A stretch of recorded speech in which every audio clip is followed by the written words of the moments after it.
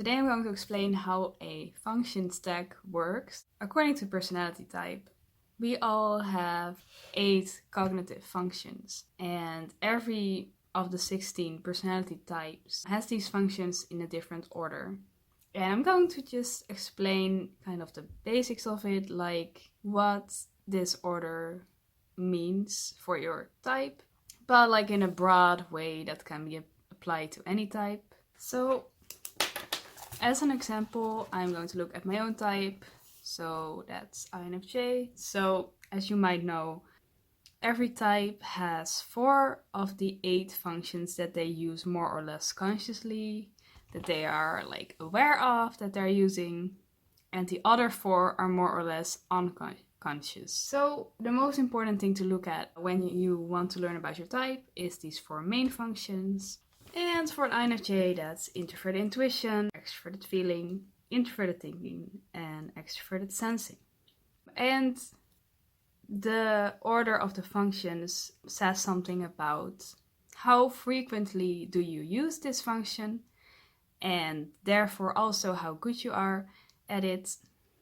And the first function is your preferred function, your dominant function, which means that this is the function you basically run on autopilot all the time, the one you're most comfortable with. But you cannot really use one function all by itself. When you're being introverted, you kind of also have to use your third function if you're an introvert.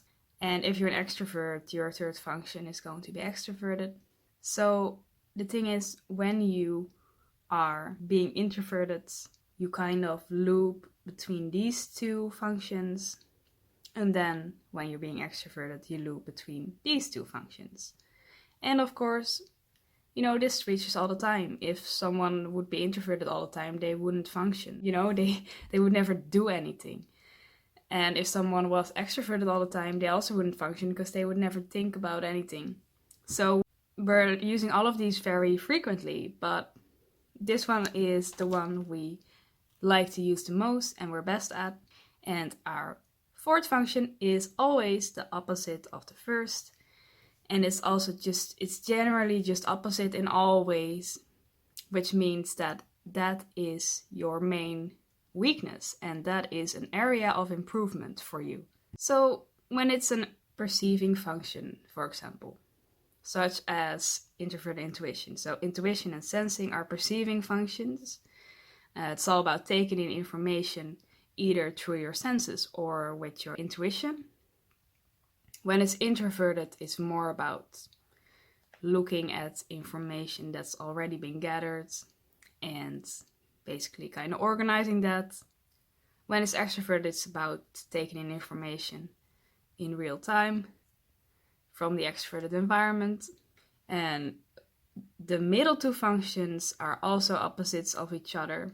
So if you have feeling, you can have feeling and thinking here. You can also have intuition and sensing here. And you can also have feeling and thinking here, because feeling and thinking are opposites. So when you lead with feeling, and it's all about emotions and values, then the opposite is logic, whether it be internal logic or external logic. And those 2 are about making decisions either inwardly, making your own personal decisions, or outwardly, trying to have an influence on the environment actively. So that's what feeling and thinking is about. Then your first and second function, you're supposed to be really good at, because this is your preferred one and this is your preferred one when you're, like, if you are an introvert, then this is your preferred extroverted function, which means that you go to that one when you're being extroverted. And you're supposed to be pretty good at it, but I have to say it depends on how introverted or extroverted you are too, because introversion and extroversion is a spectrum.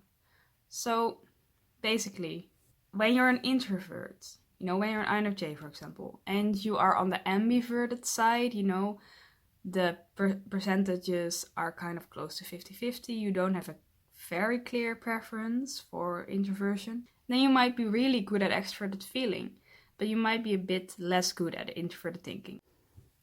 But when you're very introverted, for example, or when you're very extroverted as an extrovert, you might be a bit better at your third function because you're using it so much. You know, if you prefer to stay introverted all the time, you really loop between these two a lot. And then you just naturally become a bit better at your third function, but you'll never become like an expert at it. Though you have the potential to become an expert at this one, you know, because these two are still the ones that you have the most potential for. You can become okay at this one, and this one will always be an area of like difficulties in your life. And when you like pay attention to that, you can learn to become decent enough at this one that it like doesn't cause problems for you anymore. I also added the 4 other functions, so like this is called your shadow functions. It's the other 4 that you're not really using consciously, you're not really aware of it, that you're using them, but they are supposed to still like play a role.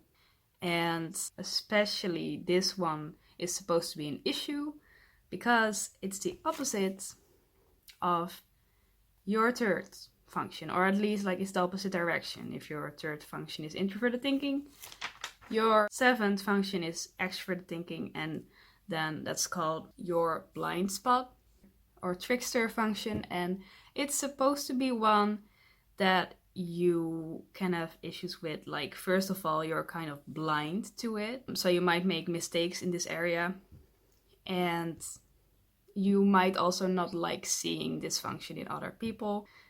So the thing is, when we are in our preferred loop, you know, either if we're introverts, our introverted loop between the first and the third, or if we're extroverts, the extroverted loop between the first and the third, then we can get a bit stuck in using the third function. And that's why it's called sometimes the relief function or the comfort function.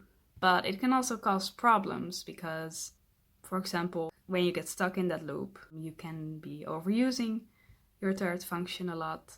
And this causes problems because your third function is still not really one of the functions that you're really good at, which means that if you're overusing it, you have a high chance of making mistakes. And that's different for everyone, how that works. For example, if you're an INFJ, you might get stuck over-analyzing stuff because introverted thinking is a lot about analyzing.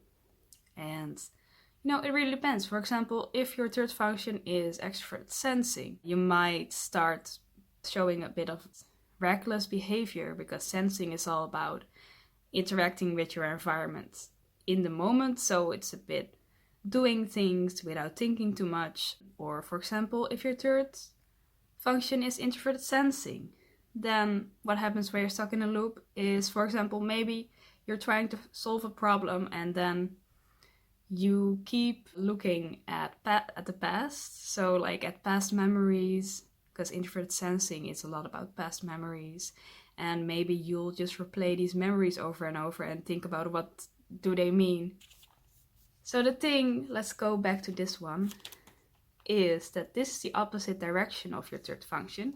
And because your third function is your comfort function, you can be like so focused on that function that you're blind to the opposite direction of that function.